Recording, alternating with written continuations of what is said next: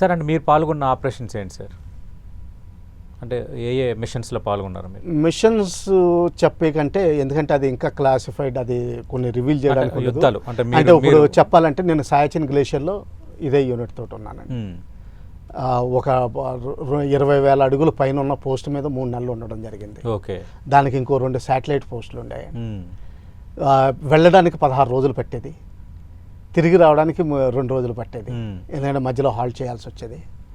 So ఆ విధంగా ఎక్లెంటేజ్ చేసుకుంటా 16,000 నుంచి 21,000 ఎక్కడానికి 16 రోజులు పట్టేది. సార్ అంటే సిహెచ్ఎన్ గ్లాసియర్కి కింద నుంచి వెళ్ళడానికి ఒక 16 నుంచి 20 రోజులు పట్టేది సార్? పడుతుంది. ఓకే. అంటే మెల్లగా ఈ మంచు ఇవన్నీ కాదండి, ఏంటంటే ప్రతి 2,000 అడుగులకి మీకు ఎక్లెంటైజేషన్ లంగ్స్ అలవాటు చేసుకోవాల్సి ఉంటుంది, గాలి పీల్చే. ఎందుకంటే పైకి వెళ్ళే కొద్ది గాలి తగ్గిపోతుంది, చలి పెరుగుతుంది.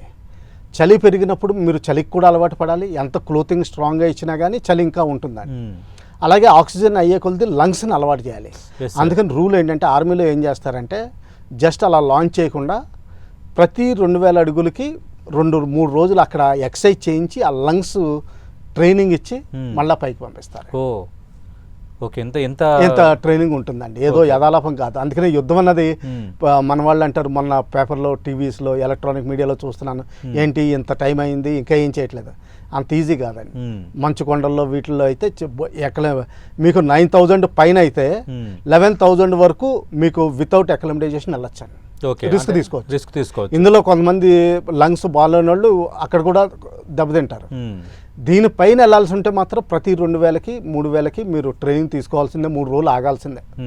తర్వాత అన్నం తినాలనిపించదు, అది దానికి కూడా అలవాటు పడాలండి. అంటే నీళ్లు తాగాలనిపించదు, దానికి కూడా అలవాటు పడాలి. టెస్టింగ్ చేస్తుంటారు సార్ ప్రతి చోట్ల. మెడికల్ టెస్ట్ కూడా అవుతుంది, మీ బీపీ టెస్ట్ అవుతుంది, వాటిని బట్టి పంపిస్తారు. ఒకవేళ ఎవరైనా సరే మధ్యలో ప్రాబ్లం వస్తే మళ్ళీ డౌన్ చేసి ఆ బీపీ రెగ్యులరైజ్ అయ్యేంత వరకు కానీ పంపించరు. ఓకే. అంటే మీరైతే ఎంత హైట్లో పనిచేశారు సార్? నేను మ్యాక్సిమం వెళ్ళింది 21,350. ఓకే. 21,350 ఫీట్. ఎన్ని నెలలు ఉన్నారు సార్ అక్కడ? 3 నెలలు. ఎలాంటి పరిస్థితులు ఎదురయ్యాయి సార్ అక్కడ? చుట్టూరు ఐస్, ఏం కనిపించదు. రేషన్స్ అవన్నీ కూడా అక్కడ డంప్ చేస్తారు. అంటే ఏంటంటే మెల్లమెల్లగా పోజేసినాయి.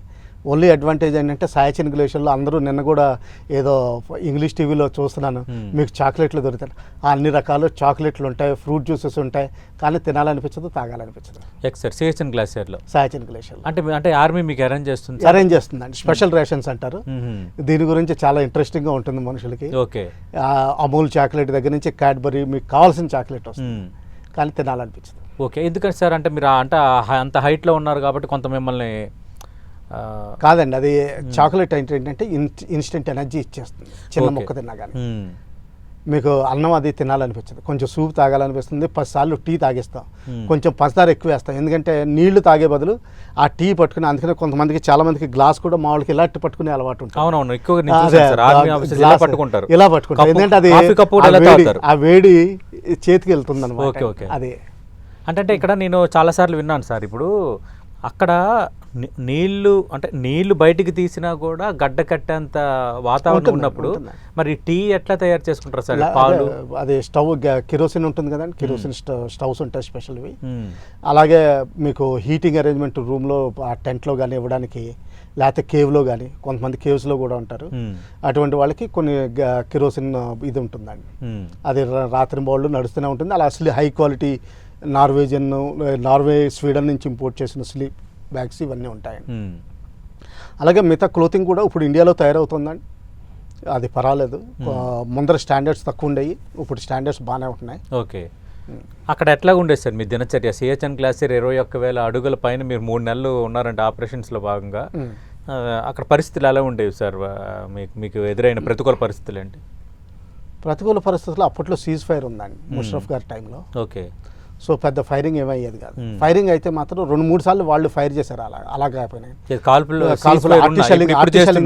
ఆర్టీ షెల్లింగ్ చేశారు. అదే ఇప్పుడు ఆల్రెడీ సీజ్ ఫైర్ ఉన్న కవింపు చర్యలకు పాల్పడుతున్నారు. అవునండి. అప్పుడు arty shelling, first shelling sound రానంగానే అది ఎక్కడ పడిన చూడంగానే వెంటనే కేవ్లోకి వెళ్ళి ప్రొటెక్షన్ తీసుకునేవాళ్ళు. ఎక్సెప్ట్ సెంట్రీ డ్యూటీస్లో ఎవరైతే ఉన్నారో వాళ్ళ అలారం ఉంటుందండి. అంటే ఎవరైనా మనుషులు పైకి ఎగబాలని బాకీ చూడాలని చూస్తుంటే మిగతా టైంలో కేవ్లో ప్రొటెక్షన్ తీసుకుంటారండి ఆర్టీ షెల్లింగ్ వచ్చేంత వరకు. Okay sir. ఇప్పుడు ఈ సెంట్రీస్ ఉంటారు వాళ్ళు అయితే ఇంక మంచులోనే ఉండాల్సిందేనండి. ఓకే. అంటే వాళ్ళు దగ్గర ఒక అలారం ఉంటుందా? అలారం ఉంటుందండి దానికి. అంటే బేసికలీ తాడు కట్టుతారండి. ఆ తాడుకే ఇప్పుడు ఆ తినేసిన ఫిష్ టిన్ డబ్బాలు ఉంటాయి కదండి, అవును. దాన్ని కట్టడం, ఇలాంటి సింపుల్ అలార్మ్స్ దగ్గర నుంచి సైలెంట్ అలార్మ్స్, అంటే ఏంటంటే ఒక పెన్సిల్ బ్యాటరీ తోటి పెట్టి ఓన్లీ 1 LED లైట్ వెలిగే విధంగా, అది సైలెంట్ అలార్మ్. ఓహో, కాదు సార్, ఇప్పుడు అక్కడ సెంటరీ మీకు అలార్మింగ్ చేయాలంటే ఏంటి సార్, అంటే ఎట్లాగా, అంటే మీకు ఇక్కడ ఒక అలారం మోగేదా ఇక్కడ?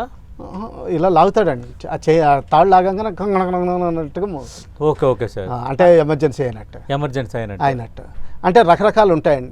ఎప్పుడైతే ఇంకా నేరే బాగా 8 దగ్గరకు వచ్చేసాడు అనుకోండి, అప్పుడు వాళ్ళకి తెలిసినా పర్వాలేదు, మనం అలర్ట్ అయిపోయాను. అవును. ఒకవేళ వాళ్ళకి తెలియకుండా అలర్ట్ చేయాలనుకోండి, ఒకళ్ళు అంబుష్లో ఉన్నారనుకోండి, మీరే ఎవరి కోసం వెయిట్ చేయాలి, వాళ్ళ పెట్రోల్ని ఏదో అంబుష్ చేయాలనుకుంటున్నారు, అప్పుడు ఏంటంటే సైలెంట్ ఉంటుంది అనమాట. సైలెంట్ ఏంటంటే అది ఎల్ఈడి ఈ మధ్యన ఎల్ఈడీస్ ఇవన్నీ వచ్చిన తర్వాత కొంచెం ఈజీ అయిందండి. అంతకుముందు వేరే సిగ్నల్స్ ఉండేవి, వెనకాల తెల్ల రుమాలు కట్టుకుని దాని మీద ఇది చూపించడం, ఇలాంటి వేరే వేరే టెక్నిక్లు, ఇవన్నీ చాలా డీటెయిల్లో ట్రైనింగ్ ఉంటుందండి. అంటే చాలా ఇంట్రెస్టింగ్గా ఉంటుంది.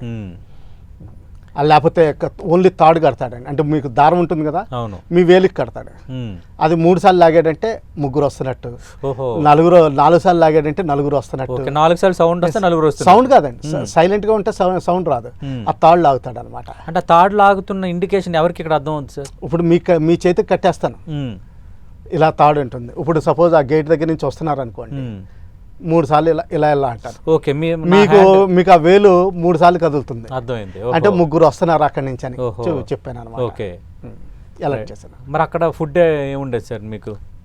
సాయచన్ గ్లేషియర్లో అయితే వెరైటీ ఆఫ్ ఫుడ్, ఎందుకంటే అక్కడ ఆకలి లేదండి, అక్కడ అంటే ఆకలి లేదు, తర్వాత టాయిలెట్ అంటే మామూలు సిస్టమే వేరుగా అయిపోతుంది.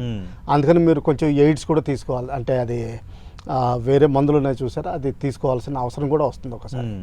ఎందుకంటే ఈవెన్ టాయిలెట్కి వెళ్ళడానికి కూడా కింద షూస్ కింద కూడా క్రాంపన్స్ వేసుకోవాలి, అంటే ఐస్ను పట్టుకునే ఇనుప ఇవి ఉంటాయి చూసారా, క్రాంపన్స్ అంటాం, అది మన గ్యాలన్ లాగా ఉంటుంది, అలా పట్టుకోవాల్సి వస్తుంది అన్నమాట. అలాగే ఐస్ యాక్స్ పట్టుకోవాల్సి వస్తుంది, కళ్ళజోడు పెట్టుకోవాల్సి వస్తుంది, కళ్ళజోడు పెట్టుకుని టాయిలెట్కి వెళ్ళాల్సి వస్తుంది. ఓకే, సన్ రేస్, ఎందుకంటే మొత్తం రిఫ్లెక్షన్ వచ్చి మీకు కళ్ళు పాడైపోతాయి, అటువంటిది ఉంటుంది. అంటే అక్కడ మీకు సూర్యుడి కాంతి వస్తుంది సార్, ఎండ వస్తుంది, రిఫ్లెక్షన్ అయిపోతుంది కదా, విపరీతంగా ఉంటుందండి. ఎక్కడ మీకు కిందమో -55 ఉంటుంది, తల మీదేమో మీకు షర్ట్ తీసేయాలనిపిస్తుంది. Okay sir, okay. ఎందుకంటే సూర్యరశ్మి మీకు అదేమంటారు, ఉన్నట్టు కదా, ఓజోన్ లేయర్ ఫిల్టర్ అయిపోయింది కదండి. అవునవును. సో అంత హీట్ ఎక్కిపోతుంది. Okay okay, correct. మీరు 21,000 అడుగులు ఎత్తంటే ఆటోమేటిక్గా మీకు అదే sun rays, you are closer to sun. Okay, దానివల్ల పైన ఏమో వేడి ఎక్కిపోతుంది, వేడి, కిందేమో చలి. ఓకే ఓకే, మరి ఎట్లా సార్ మీరు ఎలా మేనేజ్ చేసేవారు? అదే ట్రైనింగ్ ఉంటుందండి, ముందర 3 months ట్రైనింగ్ ఉంటుంది, ఇవన్నీ ఉంటాయండి. ఓకే, అంటే ఫుడ్ సహించేది కాదు కదా, మరి ఫుడ్ సహించేది నీరసం వస్తుంది కదా, అందుకని చెప్పి సూప్స్, ఫిష్ సూపు, ఏదోటి ప్రోటీన్ డైట్ ఎలాగైనా సరే వాళ్ళకి ఇండక్ట్ చేయాలని చూస్తాం. అందుకనే ఇంకా సౌత్ ఇండియన్ ట్రూప్స్ అయితే ఏది లేకపోతే వాళ్ళకి ఈ డ్రై ఫిష్ ఏదో, కొంతమందికి అలవాటైన వాళ్ళకి ఆ స్మెల్ చూడంగానే కొంచెం ఏదో తాగాలని తినాలనిపిస్తుంది. సో ఆ విధంగా ఏదోటి మోటివేట్ చేస్తాను. ఓకే, అంటే మరి అక్కడ ఈ కుక్ని కూడా, అంటే వంట మనిషిని కూడా తీసుకెళ్తాను. మరి ఆయన కూడా ఇబ్బంది కదా, ఇన్ని టెస్టులు చేసుకుని. అందుకనే చాలా మంది ఎడిషనల్ పీపుల్ రిజర్వ్స్ పెట్టుకోవాల్సి వస్తుంది, చాలా అంటే 50% రిజర్వ్స్ వరకు పెట్టుకోవాల్సి వస్తుంది ఒకసారి. ఓకే, కనీసం 30-40% రిజర్వ్స్ ఉండాలి. ఓకే, అంటే ఆ వ్యక్తి వచ్చి అక్కడ కుక్ చేసేవాడు మీకోసం, పైనుండి కింద నుంచి రాడండి, అక్కడే ఉంటాడు. అదే అంటున్నాను సార్, అక్కడే ఉంటాడు. ఓహో, మరి అక్కడ ఎట్లా ఉండేది సార్ మీ మధ్య కోఆర్డినేషన్? మీరందరూ అంటే కూర్చొని మాట్లాడుకోవటం గట్ట అలాగ ఉండేది అంతా? సాయంకాలం, ఎందుకంటే కొన్ని పోస్టులు అయితే ఎంతమంది ఉంటారంటే మిగతా వాళ్ళతో ప్రపంచంతో కట్ ఆఫ్ అనమాట. పాకిస్తాన్కి ఎదురుగుండా కూర్చుని 10 మంది, అది ఏంటంటే ఇప్పుడు మనం ఉన్న స్టూడియోలో కూడా హాఫ్ ఇంత ఏరియాలో 10 మంది పడుకోవాలి, అందులోనే ఎమ్యునిషన్, అందులోనే ఓ చివరిన టాయిలెట్, సింగిల్ టాయిలెట్, వాటర్ లేదు, ఏది లేదు, ఇలా ఉంటుందన్నమాట. మరి పైన వాటర్ ఎలా సార్? డ్రింక్ ఐస్ కరిగించుకోవాల్సి ఉంటుంది.